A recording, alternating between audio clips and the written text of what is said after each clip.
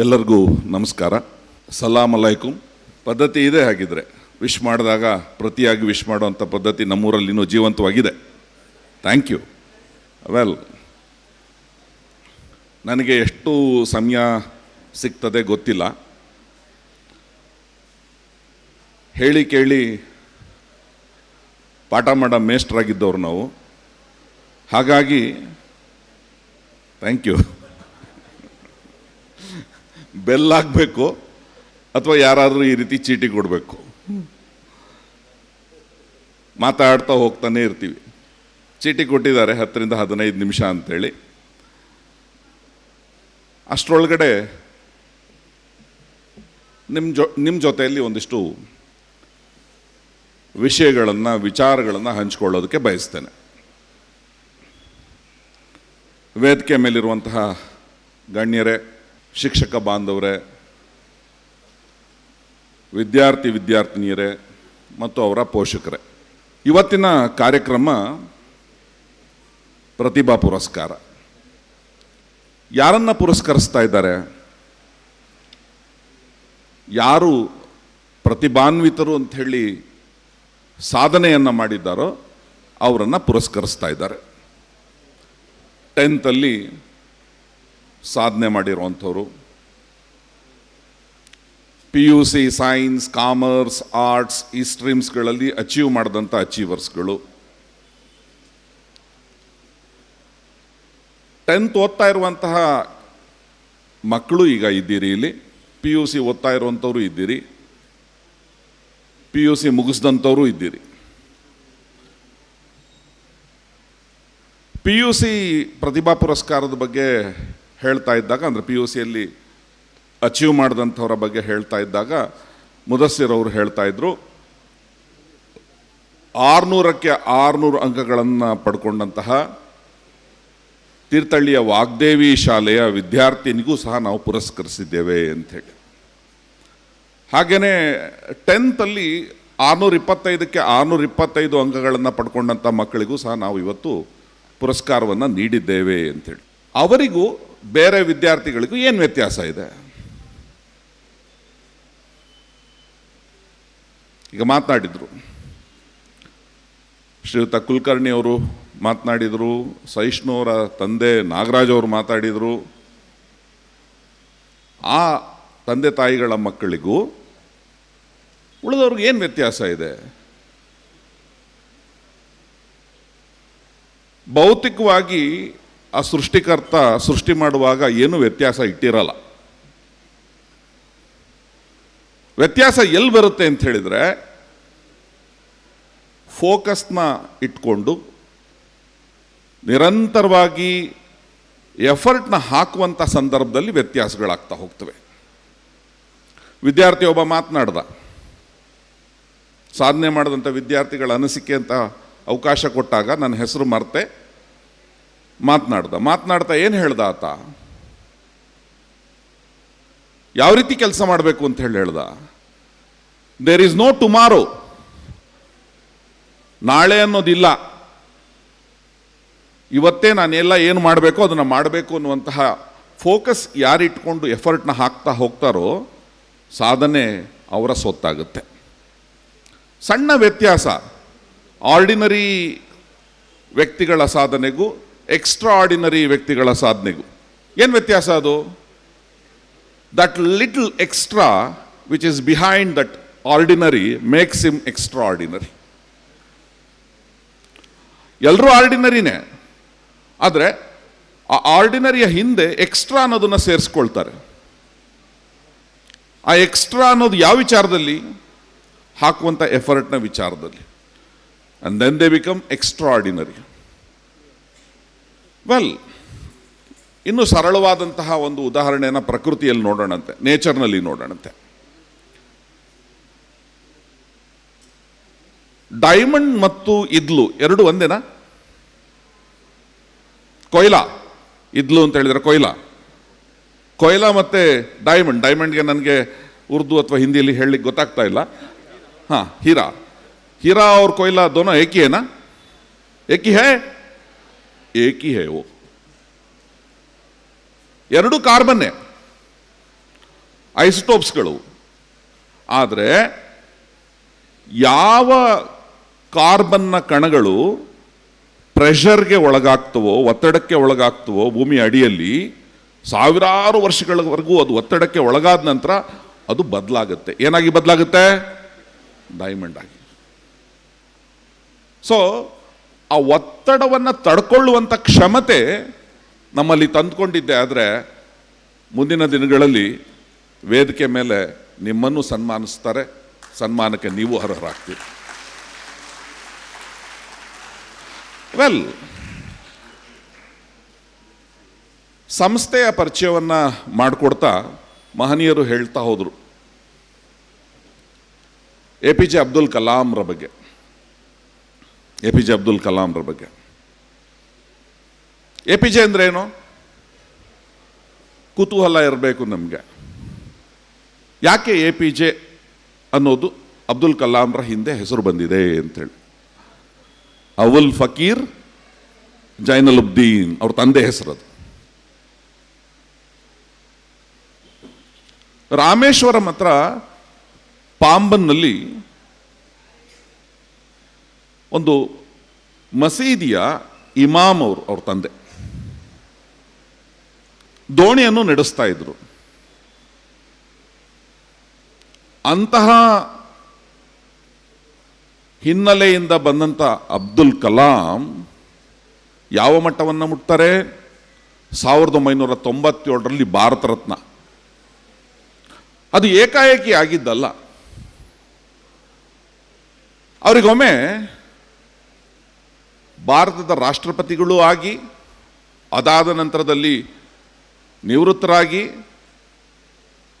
ಹಲವಾರು ಈ ಥರದ ಸಭೆಗಳಲ್ಲಿ ವಿದ್ಯಾರ್ಥಿಗಳ ಜೊತೆ ಸಂವಾದವನ್ನು ನಡೆಸುವಾಗ ನೀವೇನಾದ್ರು ಪ್ರಶ್ನೆ ಕೇಳಿ ಅಂತೇಳಿ ಇಂಟ್ರಾಕ್ಷನ್ ಮಾಡುವಾಗ ಒಬ್ಬ ವಿದ್ಯಾರ್ಥಿ ಮೂಲೆಯಿಂದ ಎದ್ದು ನಿಂತ್ಕೊಂಡು ಕೇಳ್ತಾನೆ. ಆ ಪ್ರಶ್ನೆ ಹೇಗಿರುತ್ತೆ ಅಂತ ಹೇಳಿದ್ರೆ, ಒಂಥರ ಕಿಡಿಗೇಡಿ ಅಂತಾರಲ್ಲ ಆ ರೀತಿಯಾದಂಥ ಪ್ರಶ್ನೆ, ಕೆಣಕೋ ಅಂತ ಪ್ರಶ್ನೆ. ಆ ಸಂದರ್ಭದಲ್ಲೇ ಅವ್ರು ಹೇಳೋದು ಡ್ರೀಮ್ ಡ್ರೀಮ್ ಡ್ರೀಮ್ ಅನ್ನೋದನ್ನು. ಏನಕ್ಕೆ ಆ ರೀತಿ ಹೇಳ್ತಾರೆ? ಪ್ರಶ್ನೆ ಏನಾಗಿರುತ್ತೆ ಅಂತ ಹೇಳಿದ್ರೆ, 23ನೇ ವಯಸ್ಸಿನಲ್ಲಿ ನಿಮಗೇನು ಆಸೆ ಇತ್ತು? ಯಾಕೆ ಆ ರೀತಿ ಕೇಳ್ತಾನೆ ಅಂತೇಳಿದ್ರೆ, ಮದುವೆ ಆಗಿಲ್ಲ ಅಬ್ದುಲ್ ಕಲಾಂ. 23ನೇ ವಯಸ್ಸಿನಲ್ಲಿ ನಿಮ್ಗೇನು ಅಂಥವೆಲ್ಲ ಆಸೆ ಇರಲಿಲ್ವಾ? ನಮಗೆಲ್ಲ ಏನೇನೋ ಆಸೆ ಇದೆ. ಮೊಬೈಲ್ ಇಟ್ಕೋಬೇಕು, ಅದು ಮಾಡಬೇಕು, ಇನ್ಸ್ಟಾಗ್ರಾಮ್ನಲ್ಲಿ ನಮ್ಮದು ಸ್ಟೇಟಸ್ ಹಾಕ್ಕೋಬೇಕು, ತುಂಬ ಲೈಕ್ಸ್ ಬರಬೇಕು. ಸೊ ಅವತ್ತಿನ ಕಾಲದಲ್ಲಿ ಏನೋ ಅಂಥದ್ದು ಆಸೆ ಇರುತ್ತಲ್ವಾ? ಸೊ ಅಂಥದ್ದೇನಾರು ಆಸೆ ಇತ್ತಾ ಕೇಳ್ತಾರೆ. ಆಗ ಅವ್ರು ಹೇಳ್ತಾರೆ, yes, when I was a 23 fellow I wanted to be a pilot ಆಗಬೇಕು ಅಂತೇಳಿ ಬಯಸಿದೆ ಅಂತೇಳಿ. ಬಟ್ ಆ ಪೈಲಟ್ ಆಗಬೇಕು ಅನ್ನುವ ಕನಸು 23ನೇ ವಯಸ್ಸಿನಲ್ಲಿ ಶುರುವಾಗಿದ್ದಲ್ಲ. ಅದು ರಾಮೇಶ್ವರಂನಲ್ಲಿ ಓದುವಾಗ ಅವರಿಗೊಬ್ರು ಟೀಚರ್ ಇರ್ತಾರೆ, ಸುಬ್ರಹ್ಮಣ್ಯಂ ಅಯ್ಯರ್ ಅಂತೇಳಿ, ಸೈನ್ಸ್ ಟೀಚರ್. ಅವರು ಹಕ್ಕಿಗಳು ಹೇಗೆ ಹಾರ್ತವೆ ಅನ್ನೋದನ್ನ ಎಕ್ಸ್ಪ್ಲೈನ್ ಮಾಡುವಾಗ ಇವರ ಪ್ರಶ್ನೆಗಳು ಶುರುವಾಗುತ್ತೆ. ಹಕ್ಕಿಗಳು ಹಾರೋದನ್ನ ಹೇಳಿದ್ರಿ, ಏರೋಪ್ಲೇನ್ ಹೆಂಗೆ ಹಾರತ್ತಂಗಾರೆ? ಬಡಿಯಲ್ಲ, ಅದು ರೆಕ್ಕೆ ಬಡಿಯಲ್ಲ. ಆಗ ಅವ್ರು ಹೇಳ್ತಾರೆ, ನೀನು ಓದು ಗೊತ್ತಾಗುತ್ತೆ ಅಂತ. ದೆನ್ ಈ ಪರ್ಸ್ಯೂಸ್ ಏರೋನಾಟಿಕಲ್ ಇಂಜಿನಿಯರಿಂಗ್ ಮಾಡುವಾಗ ಗಟ್ಟಿ ನಿರ್ಧಾರ ಮಾಡ್ಕೊತಾರೆ.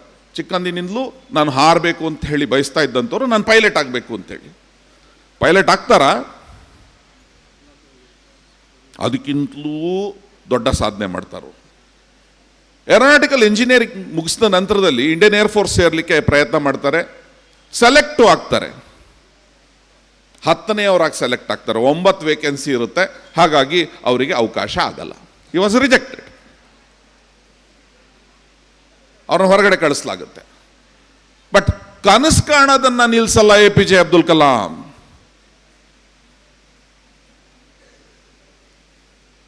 ಏನೆಲ್ಲ ಹಾರುವ ವಸ್ತುಗಳಿವೆಯೋ ಅವೆಲ್ಲವನ್ನು ಡಿಸೈನ್ ಮಾಡ್ತಾ ಹೋಗ್ತಾರೆ. ರಾಕೆಟ್ಸ್ಗಳನ್ನ ಡಿಸೈನ್ ಮಾಡ್ತಾರೆ, ಮಿಸೈಲ್ಸ್ನ ಡಿಸೈನ್ ಮಾಡ್ತಾರೆ. And becomes missile man of India. ದೊಡ್ಡ ಸಾಧನೆ ಮಾಡ್ತಾರೆ. ಇವತ್ತೇನಾದ್ರು ನಮ್ಮ ದೇಶ ಸದೃಢವಾಗಿದೆ, ಯಾರನ್ನು ಬೇಕಿದ್ರೂ ಸವಾಲಾಗಿ ಎದುರಿಸ್ತೀವಿ ಅಂತೇಳಿ ನಿಂತಿದೆ ಅಂತ ಹೇಳಿದ್ರೆ ಅಬ್ದುಲ್ ಕಲಾಂ ರವರ ಆ ಸಾಧನೆ ಕಾರಣ. ಹಾಗಾಗಿ 97ರಲ್ಲಿ ಭಾರತ ರತ್ನ ಅವ್ರಿಗೆ ಕೊಡೋದು. ಅದಾದ್ಮೇಲೂ ಕನಸನ್ನ ಜೀವಂತವಾಗಿ ಇಟ್ಕೊಂಡಿರ್ತಾರೆ, ನಾನು ಹಾರಬೇಕು, ನಾನು ಪೈಲಟ್ ಆಗಬೇಕು ಅಂತೇಳಿ. ಅವಕಾಶ ಒದಗಿ ಬಂದ್ಬಿಡುತ್ತೆ, ಏನಾಗ್ತಾರೆ ಅವರು? President of India. ನಾನು ಹೇಳಿದರೆ ಚೆನ್ನಾಗಿರಲ್ಲ, ಅವ್ರ ವಿಡಿಯೋನ ನೋಡಿ ಪ್ಲೀಸ್.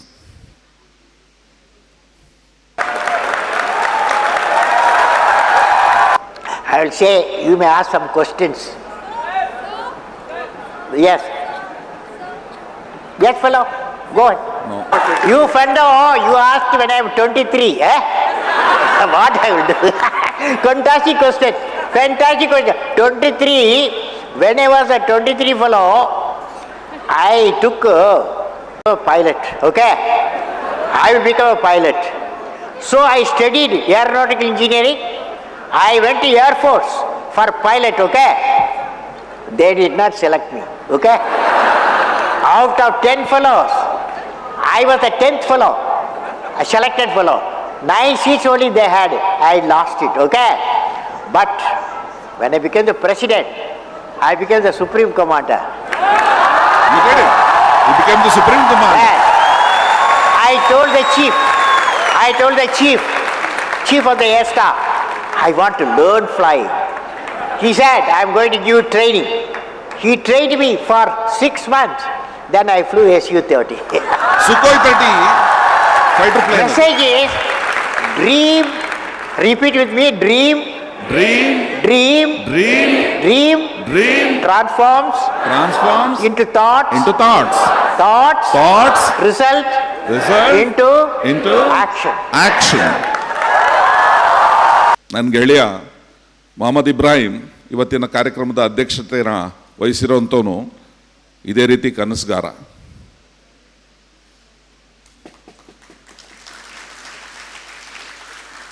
ನಾನು ಅವನು ಒಟ್ಟಿಗೆ ಓದಿದ್ದು. ಹಿಂದೆ ಒಂದು ಕಾರ್ಯಕ್ರಮದಲ್ಲಿ ಮಾತನಾಡ್ತಾ ಅಲ್ಲಿ ಇದೇ ರೀತಿ ಮಾತಾಡ್ತಾ ಸಂದರ್ಭ ಬಂದಿತ್ತು, ಹೇಳಿದ್ದೆ. ಇಲ್ಲಿ ಮಾತನಾಡುವಾಗ ಭಾಳಷ್ಟು ಉರ್ದು ಅಲ್ಲಿ ಮಾತಾಡ್ತಾ ಇರ್ತಾರೆ. ಅವ್ರಿಗೊಂದು ಸ್ವಲ್ಪ ಕಸಿವಿಸಿ ಏನು ಅಂತ ಹೇಳಿದ್ರೆ, ಗುರುರಾಜ್ ಸರ್ಗೆ ಉರ್ದು ಅರ್ಥ ಆಗ್ತದೋ ಇಲ್ಲೋ ಅಂತ. ಅವಾಗ ಹೇಳಿದ್ದೆ, ಸಂಸ್ಕೃತ ಅವನಿಗೆ ಅರ್ಥ ಆಗೋದಾದ್ರೆ ನನಗೆ ಉರ್ದು ಅರ್ಥ ಆಗುತ್ತೆ ಅಂತೇಳಿ. ಯಾಕೆ ನಾನು ಆ ರೀತಿ ಹೇಳಿದ್ದೆ ಅಂದರೆ, ಅವನು ಸಂಸ್ಕೃತ ಓದಿದ್ದಾನೆ. ಅವನು ಹೈಸ್ಕೂಲ್ನಲ್ಲಿ ಸಂಸ್ಕೃತ ಓದಿದ್ದಾನೆ. ಕೋಟೆ ಆಂಜನೇಯನ ದೇವಸ್ಥಾನದ ಹತ್ರ ಇರುವಂಥ ಭಟ್ರು ಮನೆಗೆ ಸಂಸ್ಕೃತ ಹೇಳಿಸ್ಕೊಳ್ಳಿಕ್ಕೆ ಹೋಗ್ತಾ ಇದ್ದ. ಸಂಸ್ಕೃತ ಕಲ್ತವನವನು. ಸಂಸ್ಕೃತನೂ ಬರುತ್ತೆ, ಅರಾಬಿಕ್ಕೂ ಬರುತ್ತೆ, ಬಹಳಷ್ಟು ಭಾಷೆಗಳು ಬರುತ್ತೆ. ಹಾಗೆ ಅವನು ಜಗತ್ತಿಗೆ ತೆರ್ಕೊಂಡಿದ್ರಿಂದ ದೊಡ್ಡ ದೊಡ್ಡ ಕನಸುಗಳನ್ನ ಕಾಣ್ತಾ ಹೋದ, ದೊಡ್ಡ ದೊಡ್ಡ ಸಾಧನೆಯನ್ನ ಮಾಡ್ದ, ಹಾಸ್ಪಿಟಲ್ಸ್ಗಳನ್ನ ಮಾಡ್ದ, ಬಿಸ್ನೆಸ್ ಮೆನ್ ಆಗಿ ಸಕ್ಸಸ್ಫುಲ್ ಆದ. ಈಗ ಇನ್ನೂ ದೊಡ್ಡ ಕನಸು ಕಂಡಿದ್ದಾನೆ. ಮಲ್ನಾಡ್ ಎಜುಕೇಷನಲ್ ಚಾರಿಟಬಲ್ ಟ್ರಸ್ಟ್ನ ಮೂಲಕ ಎಜುಕೇಷನ್ನ ಟ್ರಾನ್ಸ್ಫಾರ್ಮ್ ಮಾಡುವಂಥ ಕನಸನ್ನು ಕಂಡಿದ್ದಾನೆ. ಸೊ ಕನಸು ಯಾರಪ್ಪನ ಸೊತ್ತು ಅಲ್ಲ, ಕನಸು ಕಾಣಿ. ಆದ್ರೆ ಕನಸು ಹೇಗಿರಬೇಕು? ಇದೇ ಎಪಿಜೆ ಅಬ್ದುಲ್ ಕಲಾಂ ಮತ್ತೊಂದು ಕಡೆ ಹೇಳ್ತಾರೆ, ಕನಸು ಹೇಗಿರ್ಬೇಕಪ್ಪ ಅಂತ ಹೇಳಿದ್ರೆ, ನಿದ್ದೆ ಮಾಡಿದಾಗ ಬರೋದು ಕನಸಲ್ಲ, ನಿದ್ದೆ ಮಾಡಕ್ ಬಿಡದಂಗೆ ಕಾಡ್ತಾ ಇದ್ದು ಸಾಧನೆ ಮಾಡೋ ಕಡೆಗೆ ನಿಮ್ಮನ್ನು ತಗೊಂಡೋಗುತ್ತಲ್ಲ, ಅದು ನಿಜವಾದಂತಹ ಕನಸು. ಅಂತಹ ಕನಸನ್ನ ಕಾಣಿ, ಅಂತಹ ಕನಸನ್ನ ಕಾಣಿ ಅಂತ. ವೆಲ್, ಕಣ್ಣಂತ ಕನಸು ನನಸಾಗದೆ ಹೋಗ್ಬೋದು, ಆದರೆ ಸಣ್ಣ ಕನಸನ್ನು ಕಾಣಬೇಡಿ. Dream something big, dream something big. ಸಣ್ಣ ಕನಸನ್ನು ಕಾಣಬೇಡಿ. Failure is not a crime, but aiming low is crime. Well, ಬರೀ ಕನಸು ಕಾಣ್ತಾ ಇದ್ಬಿಟ್ರೆ ಸಾಧನೆ ಆಗಿ ಹೋಗಲ್ಲ. ಸಾಧನೆ ಆಗಬೇಕು ಅಂತ ಹೇಳಿದ್ರೆ ರೆಸೊಲ್ಯೂಷನ್ನ ನೀವು ನಿಮ್ಮಲ್ಲಿ ತಂದ್ಕೋಬೇಕು, ನಿರ್ಣಯಗಳನ್ನು ಮಾಡ್ಕೋಬೇಕು. ನೀವು ಎಂತಹ ನಿರ್ಣಯ ಮಾಡ್ತಾ ಇರ್ತೀವಲ್ವಾ? ಇಲ್ಲಿರುವಂಥ ಮಕ್ಕಳಲ್ಲಿ 10th ಮಕ್ಕಳು, PUC ಮಕ್ಕಳು ಎಲ್ಲ ಇದ್ದಾರೆ ಅಂತ ಹೇಳಿದೆ. ಹಾಗಾಗಿ ಎಲ್ಲರೂ 8th, 9th, 10th ಈ ರೀತಿ ಒಂದೊಂದೇ ಹಂತವನ್ನು ದಾಟ್ಕೊಂಡು ಬಂದಿದ್ದೀರಿ ಅಲ್ವಾ? ನಾನು ನೋಡಿದ್ದೀನಿ ನಮ್ಮ ಮಕ್ಕಳಲ್ಲಿ. 8th ವರ್ಷ ಪೂರ್ತಿ ಬೇರೆ ಬೇರೆ ಆಕ್ಟಿವಿಟೀಸ್ಗಳಲ್ಲಿ ಇರ್ತಾರೆ. ಆನ್ಯುವಲ್ ಎಕ್ಸಾಮ್ ಮುಗಿಯುತ್ತೆ. ಆನ್ಯುವಲ್ ಎಕ್ಸಾಮ್ ಮುಗಿದಾಗ ಒಂದು ರಿಮೋರ್ಸ್ ಫೀಲಿಂಗ್ ಮಕ್ಕಳಲ್ಲಿ ಉಂಟಾಗುತ್ತೆ. I would have done better, ಇನ್ನೂ ಚೆನ್ನಾಗಿ ಮಾಡ್ತಿದ್ದೆ ನಾನು, ಈ ಸತಿ ಚೆನ್ನಾಗಿ ಆಗಲಿಲ್ಲ. ಏನು ಮಾಡ್ಬೇಕು ಅದಕ್ಕೆ? ಏನು ಯೋಚನೆ ಮಾಡಿರ್ತೀರಿ? ನೆಕ್ಸ್ಟ್ ಇಯರ್ ಹಿಂಗಾಗಕ್ಕೆ ಬಿಡಲ್ಲ ನಾನು, ನೆಕ್ಸ್ಟ್ ಇಯರು ಹೀಗಾಗೋದಕ್ಕೆ ಬಿಡಲ್ಲ ನಾನು. ಆಮೇಲೆ ಏನು ಮಾಡ್ತೀರಿ? 9th ಬರ್ತಿದ್ದಂಗೆ ಪ್ರಾರಂಭದಿಂದಲೇ ಎಲ್ಲದೂ ಅವತ್ತೇ ಓದಬೇಕು, ಪ್ಲಾನಿಂಗ್ ಪ್ರಾಪರ್ ಆಗಿರಬೇಕು, ಎಕ್ಸಿಕ್ಯೂಷನ್ ಪ್ರಾಪರ್ ಆಗಿರಬೇಕು, ಎಲ್ಲದೂ ಅಂದ್ಕೊಳ್ತೀರಿ. Will you do it? No. 1 ದಿನ 2 ದಿನ ಸರಿ ಅಪ್ಪಪ್ಪ ಅಂದರೆ ಕೆಲವು ಮಕ್ಕಳು 1 ವಾರ ಏನು ಪ್ಲಾನ್ ಮಾಡ್ಕೊಂಡಿರ್ತಾರೋ ಆ ರೀತಿ ವರ್ಕ್ ಮಾಡ್ತಾ ಹೋಗ್ತಾರೆ. ಆಮೇಲೆ ಯಾಕೆ ವರ್ಕ್ ಮಾಡೋಕ್ಕಾಗಲ್ಲ? ಇದು ಬಿಡಲ್ಲ. ಏನಿದು? ಭೂತ. ಇದು ಬಿಡಲ್ಲ. ಕೋವಿಡ್ಗಿಂತ ಮುಂಚೆ ನಾವೇ ಹೇಳ್ತಿದ್ವಿ ಇದು ಮಕ್ಕಳಿಗೆ ಕೊಡೋ ಹಾಗಿಲ್ಲ ಅಂತ. ಕೋವಿಡ್ ಟೈಮಲ್ಲಿ ಏನು ಮಾಡಿಬಿಟ್ವಿ ನಾವು? ಆನ್ಲೈನ್ ಕ್ಲಾಸಸ್ ಅಂತೇಳಿ ಕೊಟ್ಬಿಟ್ವಿ. ಈ ನಾಯಿ ಬಾಯಲ್ಲಿ ಮೂಳೆ ಹಡ್ಡಿ ಕೊಟ್ಟ ಮೇಲೆ ಅದನ್ನು ವಾಪಸ್ ತಗೊಳಕ್ಕಾಗುತ್ತಾ? ಏನು ಮಾಡುತ್ತೆ? ತಗೊಳಕೋದ್ರೆ ಕೊಚ್ಚಿಬಿಡುತ್ತೆ. ಇನ್ನು ನಿಮಗೆ ಕಚ್ಚಿಬಿಡ್ತೀರಿ ನೀವು. ಸೊ ಸೆಲ್ಫ್ ಕಂಟ್ರೋಲ್ ಅನ್ನೋದು ನಿಮ್ಮಲ್ಲಿ ಇದ್ರೆ ಮಾತ್ರ ಇದರಿಂದ ದೂರ ಉಳಿಬಹುದು. ಯಾಕೆ ಇದ್ರ ಮೇಲೆ ನಾವು ಅಷ್ಟು ಅಡಿಕ್ಟ್ ಆಗ್ತೀವಿ? ಯಾಕೆ ಅಡಿಕ್ಟ್ ಆಗ್ತೀವಿ ಅಂತ ಹೇಳಿದ್ರೆ, ಕೆಲ ಹಾರ್ಮೋನ್ಸ್ಗಳು ರಿಲೀಸ್ ಆಗ್ತವೆ. ನಾವು ಇನ್ಸ್ಟಾಗ್ರಾಮ್ನಲ್ಲಿ, ಸೋಷಿಯಲ್ ಮೀಡಿಯಾದಲ್ಲಿ ಬ್ರೌಸ್ ಮಾಡುವಾಗ, ಹಾಗೇನೆ ನಮ್ಮ ಯಾವುದೋ ಸ್ಟೇಟಸ್ನ ಯಾರೋ ಲೈಕ್ ಮಾಡಿದಾಗ, ನಮಗೆ ಬೇಕಾಗಿರೋ ರೀತಿಯಲ್ಲಿ ಕಮೆಂಟ್ನ ಹಾಕಿದಾಗ, ಅಥವಾ ನಮ್ಮ ಫೋಟೋನ ನಾವು ಫಿಲ್ಟರ್ಸ್ಗಳನ್ನ ಬಳಸ್ಬಿಟ್ಟು ಏನೋ ಅಲ್ಲಿ ತೋರಿಸಿದಾಗ ಜನ ಮೆಚ್ತಾರೆ ಅಂಥೇಳಿ ಹೊರಟಾಗ ನಮ್ಮಲ್ಲಿ ಕೆಲ ಹಾರ್ಮೋನ್ಸ್ಗಳು ರಿಲೀಸ್ ಆಗ್ತವೆ. ಯಾವ ಹಾರ್ಮೋನ್ಸ್ಗಳು? ಡೋಪಮೈನ್ ಅಂತೇಳಿ ಒಂದು ಹಾರ್ಮೋನ್ ಇದೆ, ಎಂಡಾರ್ಫಿನ್ ಅಂತೇಳಿ ಒಂದು ಹಾರ್ಮೋನ್ ಇದೆ, ಸೆರೋಟೋನಿನ್ ಅಂತೇಳಿ ಒಂದು ಹಾರ್ಮೋನ್ ಇದೆ, ಆಕ್ಸಿಟೋಸಿನ್ ಅಂತ ಹಾರ್ಮೋನ್ ಇದೆ. ಈ ಹಾರ್ಮೋನ್ಸ್ಗಳನ್ನ ಹ್ಯಾಪಿ ಹಾರ್ಮೋನ್ಸ್ ಅಂತೇಳಿ ಕರೀತಾರೆ. More you indulge in these activities, ಬೆರಳಲ್ಲಿ ಉಜ್ತಾ ಇರ್ತಿರಲ್ಲ, ಆ ಹಾರ್ಮೋನ್ಸ್ ರಿಲೀಸ್ ಆಗ್ತಾ ಹೋಗುತ್ತೆ. That leads to an addiction. ಆ ಹ್ಯಾಪಿನೆಸ್ ಮತ್ತೆ ಮತ್ತೆ ಬೇಕು ಅನ್ಸುತ್ತೆ. ಬಟ್ ಅದು ಸ್ಥಿರವಾದಂಥ ಹ್ಯಾಪಿನೆಸ್ ಅಲ್ಲ. ಸ್ಥಿರವಾದಂಥ ಹ್ಯಾಪಿನೆಸ್ ಯಾವುದು? ತಂದೆ ತಾಯಿಗಳಿಗೆ ನಿಜವಾಗ್ಲೂ ತಮ್ಮ ಮಕ್ಕಳ ಸಾಧನೆ ಬಗ್ಗೆ ಹೆಮ್ಮೆ ಇರ್ತದೆ. ಇಂಥವರ ಮಕ್ಕಳು ಅಂತೇಳಿ ಹೇಳೋದಕ್ಕೆ ಅವರಿಗೆ ಹೆಮ್ಮೆ ಅನಿಸುತ್ತೆ. ಈಗ ನಾಗರಾಜ್ ಅವರಿಗೆ ತನ್ನ ಮಗ ಸಹಿಷ್ಣು ಅಂತೇಳಿ ಜನ ಹೇಳಿದಾಗ ಹೆಮ್ಮೆ ಅನಿಸುತ್ತೆ. ಅದಕ್ಕಿಂತಲೂ ಹೆಮ್ಮೆ ಯಾವಾಗ ಆಗುತ್ತೆ ಗೊತ್ತಾ? ಇಂಥ ಸಾಧನೆ ಮಾಡಿದಂತಹ ಸಹಿಷ್ಣುವಿನ ಅಪ್ಪ ಇವರು ಅಂತೇಳಿ ಗುರುತಿಸಿದಾಗ. ಆಗ ನಿಮ್ಮಲ್ಲಿ ನಿಜವಾಗ್ಲೂ ಸ್ಥಿರವಾಗಿ ಉಳಿಯುವಂಥ ಹ್ಯಾಪಿನೆಸ್ ಇರ್ತದೆ. ಬಟ್ ಅಂತಹ ಸಾಧನೆನ ಮಾಡಬೇಕು ಅಂತ ಹೇಳಿದ್ರೆ, ನಾನು ಹೇಳಿದ್ನಲ್ಲ, ನಿರ್ಣಯ ಮಾಡಬೇಕಾಗುತ್ತೆ. ಇಂಥದ್ರಿಂದ ನಾನು ದೂರ ಉಳಿತೀನಿ, ಹೀಗೆ ಸಾಧನೆ ಮಾಡ್ತೀನಿ ಅಂತ. ತಪ್ಪುಗಳು ಏನು ಮಾಡುತ್ತೀವೋ ಅದು ಮಾಡ್ತೀವಿ, ಇಲ್ಲ ಅಂತಲ್ಲ. ತಪ್ಪುಗಳನ್ನು ರಿಯಲೈಸ್ ಮಾಡಿಕೊಂಡು ಅದನ್ನು ತಿದ್ದುಕೊಂಡಾಗ ಮಾತ್ರ ದೊಡ್ಡ ಸಾಧನೆ ಸಾಧ್ಯ ಆಗುತ್ತೆ. ನಿಮಗೊಂದು ಸಣ್ಣ ಕ್ವಿಜ್ ಮಾಡ್ತೀನಿ, ನೋಡೋಣ. ಕ್ರಿಕೆಟ್ ನಿಮ್ಗೆಲ್ರಿಗೂ ಇಷ್ಟ ಇರುವಂಥ ಆಟ ಅಲ್ವಾ? 2007ರಲ್ಲಿ ಹೈದರಾಬಾದ್ನಲ್ಲಿ ಒಂದು ಒನ್ ಡೇ ಇಂಟರ್ನ್ಯಾಷನಲ್ ನಡೀತು. ಅಕ್ಟೋಬರ್ 5ನೇ ತಾರೀಕು ಒಂದು ಒನ್ ಡೇ ಇಂಟರ್ನ್ಯಾಷನಲ್ ನಡೀತು. ಯಾರ್ಯಾರ ನಡುವೆ ನಡೆದಿರ್ಬೋದು? ಭಾಳ ವೇಗ ಆಯ್ತಲ್ವಾ question? Fine. It was a one day international played between India and Australia. India ಮತ್ತು ಆಸ್ಟ್ರೇಲಿಯಾದ ನಡುವೆ ಆ ಒನ್ ಡೇ ಇಂಟರ್ನ್ಯಾಷನಲ್ ನಡೆದಿತ್ತು. ಬಹಳ ಪ್ರಮುಖವಾದಂಥ ಘಟನೆ ಆ ಒನ್ ಡೇ ಇಂಟರ್ನ್ಯಾಷನಲ್ ನಡೆಯುತ್ತೆ. ಏನದು? ಗಾಡ್ ಆಫ್ ಕ್ರಿಕೆಟ್ ಅಂತೇಳಿ ಯಾರನ್ನು ಕರೀತಾರೆ? ಇದಕ್ಕಾರು ಉತ್ತರ ಕೊಡಿ. Who is called as god of cricket? Sachin Tendulkar. Sachin Tendulkar was playing 43 ಅವರ ಸ್ಕೋರ್. ಇಂಡಿಯಾ ಗೆಲ್ಲಲಿಕ್ಕೆ ಅವ್ರು ಕ್ರೂಷಿಯಲ್ ಆಗಿ ಆಡಲೇಬೇಕಾಗಿರುತ್ತೆ. ಆಸ್ಟ್ರೇಲಿಯಾದ ಪ್ಲೇಯರ್ಸ್ಗಳು they are well known for, ಯಾವುದಕ್ಕೆ ವೆಲ್ ನೋನ್? ಸ್ಲೆಡ್ಜಿಂಗ್. ಕ್ಯಾಟ್ದಾಗಿ ಗೇಲಿ ಮಾಡೋದು, ರೇಗ್ಸೋದು, ಮೈ ಉರಿಯೋವಾಗಿ ಮಾಡೋದು. ಆಪೋನೆಂಟ್ಸ್ ಅಲ್ಲೇ ನರ್ವಸ್ ಆಗಿಬಿಡ್ಬೇಕು.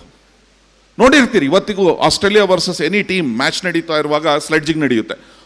ಅಂತಹ ಸ್ಲೆಡ್ಜಿಂಗ್ ನಡೀತಾ ಇರುತ್ತೆ, 43 ರನ್ನಲ್ಲಿ ಇರ್ತಾರೆ, ಕ್ರೂಷಿಯಲ್ ಅವ್ರಿಗೆ ಆಡಲೇಬೇಕು, ಆ ಮ್ಯಾಚ್ನ ಗೆಲ್ಲಬೇಕು ಅಂದರೆ ಬ್ರಾಡ್ ಹಾಗ್ ಲೆಗ್ ಸ್ಪಿನ್ನರ್ ಆತ ಬೌಲಿಂಗ್ ಮಾಡ್ತಾನೆ, ವಿಕೆಟ್ ಹೋಗ್ಬಿಡುತ್ತೆ. Clean bowled, Tendulkar gone. ಏನು ಸಂಭ್ರಮ ಪಡ್ತಾನೆ, ಏನು ಕುಣಿತಾನೆ ಬ್ರಾಡ್ ಹಾಗ್. ಅಷ್ಟಕ್ಕೆ ಮುಗಿಯಲ್ಲ, ಅವತ್ತು ಮ್ಯಾಚ್ ಸೋತು ಬಿಡ್ತಾರೆ ಇಂಡಿಯಾದವರು. ಸೋತ ಮೇಲೆ ಔಟ್ ಆಗ್ತಾ ಇರುವಂತಹ ಫೋಟೋ ಏನಿದೆ, ತೆಂಡೂಲ್ಕರ್ ಬ್ರಾಡ್ ಹಾಗ್ ಬೌಲಿಂಗ್ನಲ್ಲಿ ಔಟ್ ಆಗ್ತಾ ಇರುವಂತಹ ಫೋಟೋ ಏನಿದೆ, ಆ ಫೋಟೋನ ತಗೊಂಡು ಬ್ರಾಡ್ ಹಾಗ್ ಯಾರ ಹತ್ರ ಹೋಗ್ತಾರೆ, ತೆಂಡೂಲ್ಕರ್ ಅವ್ರ ಹತ್ರ ಹೋಗ್ತಾರೆ. ಹೋಗ್ಬಿಟ್ಟು ಪ್ಲೀಸ್ ಆಟೋಗ್ರಾಫ್ ಕೊಡಿ ಅಂತಾರೆ. ಹೆಂಗ ಅನ್ನಿಸ್ಬೋದು ನಿಮಗೆ? ಎಲ್ಲೆಲ್ಲೋ ಬೆಂಕಿ ಇಟ್ಟಂಗಾಗುತ್ತಲ್ವಾ? ತೆಂಡೂಲ್ಕರ್ ಅದ್ರ ಮೇಲೆ ಬರೀತಾರೆ ಕಂಗ್ರ್ಯಾಚುಲೇಷನ್ ಬ್ರಾಡ್ ಹಾಗಿಗೆ ಕಂಗ್ರ್ಯಾಚುಲೇಷನ್ಸ್ ಬರೀತಾರೆ. ಹಾಗೆ ಇನ್ನೊಂದು ಸೆಂಟೆನ್ಸ್ನ ಬರೀತಾರೆ. ಏನು ಸೆಂಟೆನ್ಸ್ ಅದು? 8th ಆನ್ಯುವಲ್ ಎಕ್ಸಾಮಿನೇಷನ್ ಆದಮೇಲೆ ನೀವು ಬರ್ಕೊಂತೀರಲ್ಲ ಮನಸ್ಸಲ್ಲಿ, 9th ಆದಮೇಲೆ ಬರ್ಕೊಂತೀರಲ್ಲ, 10th ಆದಮೇಲೆ ಬರ್ಕೊಂತೀರಲ್ಲ, ಏನಂತ? ಇನ್ನೊಮ್ಮೆ ಹಿಂಗಾಗಲ್ಲ, ದಿಸ್ ವಿಲ್ ನೆವರ್ ಹ್ಯಾಪನ್. ನಾವು ಆ ರೆಸೊಲ್ಯೂಷನ್ ಮಾಡ್ತಾನೆ ಇರ್ತೀವಲ್ವಾ. ಬಟ್ ನಮಗೂ ತೆಂಡೂಲ್ಕರ್ಗೂ ಏನಪ್ಪ ವ್ಯತ್ಯಾಸ ಅಂತ ಹೇಳಿದ್ರೆ, ಅವ್ರು ಬರ್ದಿದ್ದಷ್ಟೇ ಅಲ್ಲ, ಅದ್ರ ಪ್ರಕಾರ ನಡ್ಕೊಳ್ತಾರೆ. 2007 ಇಂದ 2013 ಮತ್ತೆ ಹಲವಾರು ಬಾರಿ ಬ್ರಾಡ್ ಹಾಗ್ ತೆಂಡೂಲ್ಕರ್ಗೆ ಬೌಲಿಂಗ್ ಮಾಡ್ತಾರೆ. ಯಾವತ್ತೂ ಬ್ರಾಡ್ ಹಾಗ್ಗೆ ಔಟ್ ಆಗಲ್ಲ Tendulkar. Let's watch this video. Oh, he's bowling. Sachin Tendulkar has been bowled. 2 dot balls, built the pressure. Wasn't that short? It just skipped through. He's trying to make. ಅವನೊಂದನ್ನು ಹೇಳ್ಕೊಳ್ತಾ ಇದ್ದಾನೆ, ಆದ್ರೆ ಅದಲ್ಲ ಮುಖ್ಯ. Beautifully, it lands just short of a length, causes Tendulkar to go back, and he tries to cut. He's nowhere near it. It hits the off stump. You beauty! I finally got the big wicket of Sachin Tendulkar in international cricket. Now, the next day in the papers, there's a photo of the photograph of me getting Sachin Tendulkar out. I do everything I possibly can to get a copy of that photo for the rest of the tour. Finally, I get one out the end of the tour, and we've only got one game left against India. Look out the photo, and he signed it, but did he write the famous comment on the particular photograph? Let's have a look. Yes, he did. It will never again watch those words. Well, happen again, and it didn't. But you play sport to win. You play international cricket to test yourselves, and you always. ನುಡಿಯುವಂತ ನುಡಿ ಮತ್ತು ನಡೆಯುವಂತ ನಡೆ ಎರಡೂ ಒಂದೇ ಇರಬೇಕು. ನುಡಿಯೋದು ಬೇರೆ, ನಡೆಯೋದು ಬೇರೆ ಆದರೆ ಖಂಡಿತ ಸಾಧನೆ ಆಗಲ್ಲ. ವೆಲ್, ಈ ರೀತಿ ಸಾಧನೆ ಮಾಡುವಾಗ ನಿಮಗೆ ಜೊತೆಯಲ್ಲಿ ಇರ್ತಾರೆ. ಯಾರೆಲ್ಲ ಇರ್ತಾರೆ? ನಿಮ್ಮ ಟೀಚರ್ಸ್ಗಳಿರ್ತಾರೆ, ತಂದೆ ತಾಯಿಗಳಿರ್ತಾರೆ, ಎಲ್ಲರೂ ಇರ್ತಾರೆ. ಆದರೆ ಸಾಧನೆ ಯಾರು ಮಾಡಬೇಕಾಗಿರೋದು? ಮಲ್ನಾಡ್ ಸ್ಕಿಲ್ ಡೆವಲಪ್ಮೆಂಟ್ ಸೆಂಟರ್ನ ಮಾಡಿಟ್ಬಿಟ್ಟಿದ್ದೀನಿ ಅಂತ ಮಾಡಿಡೋಕ್ಕಾಗಲಿಲ್ಲ. ಆ ನಿರಂತರವಾದಂತಹ ಎಫರ್ಟ್ ಹಾಕ್ತಾ ಬಂದಿರೋದ್ರಿಂದಾಗಿ ಇವತ್ತು ಆ ಸಾಧನೆ ಸಾಧ್ಯ ಆಗಿದೆ. See, look at his dream. ನಮ್ಮಲ್ಲಿ ಕ್ವಾಲಿಫೈಡ್ ಇದ್ದಾರೆ, ಆದರೆ ಕ್ವಾಲಿಫಿಕೇಷನ್ಗೂ ಸ್ಕಿಲ್ಗೂ ಬಹಳ ವ್ಯತ್ಯಾಸ ಇದೆ. ಅದನ್ನೇ ಪ್ರಿನ್ಸಿಪಾಲ್ ಸರ್, JNNC ಕಾಲೇಜ್ನ ಪ್ರಿನ್ಸಿಪಾಲ್ ಸರ್ ಮಾತಾಡ್ತಾ ಹೇಳಿದ್ದು. ಕ್ವಾಲಿಫಿಕೇಷನ್ಗೂ ಸ್ಕಿಲ್ಗೂ ಬಹಳ ಅಂತರ ಇದೆ. ಆ ಸ್ಕಿಲ್ನ ಇವತ್ತಿನ ಜನ್ರೇಷನಲ್ಲಿ ಕೊಡಬೇಕು ಅನ್ನುವಂತಹ ಪ್ರಯತ್ನದಲ್ಲಿ ಈ ಒಂದು ಮಲ್ನಾಡ್ ಎಜುಕೇಷನ್ ಚಾರಿಟಬಲ್ ಟ್ರಸ್ಟ್ ತೊಡಗಿಸ್ಕೊಂಡಿರೋದು ತುಂಬ ಹೆಮ್ಮೆಯ ವಿಚಾರ. ಇನ್ನೂ ನನಗೆ ಮತ್ತೆ ಯಾವಾಗಲಾರು ಅವಕಾಶ ಸಿಕ್ಕಾಗ ಮತ್ತೆ ಮಾತಾಡ್ತೇನೆ.